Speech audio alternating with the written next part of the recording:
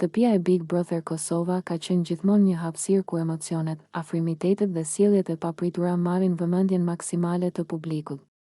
Së fundmi, një situatë mes Albës dhe Benitës ka shkaktuar reagime të shumta, duke u shndërruar në një nga momentet më të komentuara të këtij edicioni.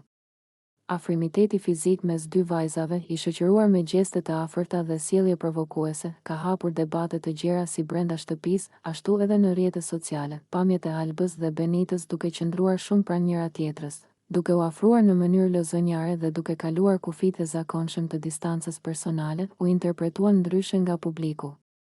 Për disa shikues, kjo ishte thjesht një shprehje lirshmërie, rehatje dhe loje mes dy banorëve që ndihen komode para kamerave.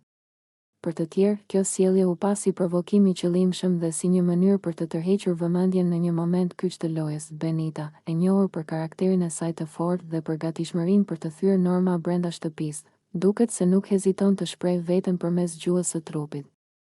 Alba, nga ana tjetër, ka treguar se është e hapur ndaj situatave spontane dhe nuk tërhiqet nga afrimitetet që mund të interpretohen në mënyra të ndryshme. Kjo përputhje energjishme mes tyre krijoi një moment që nuk kaloi pa u vënë re. Reagimet e banorëve të tjerë ishin po aq të forta. Disa e panë këtë situatë si të panevojshme dhe jashtë kontekstit të lojës, ndërsa të tjerë e konsideruan si pjesë të natyrshme të jetesës në një ambient të mbyllur, ku kufijtë shpesh zbehen dhe sjelljet bëhen më spontane.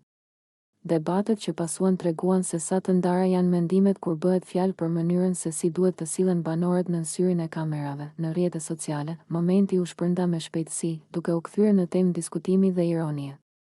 Disa shikues e mbrojtën Albën dhe Benitën, duke theksuar se çdo banor ka të drejtë të shprehet lirshëm, ndërsa të tjerë i akuzuan për teprim dhe për përdorim të provokimit si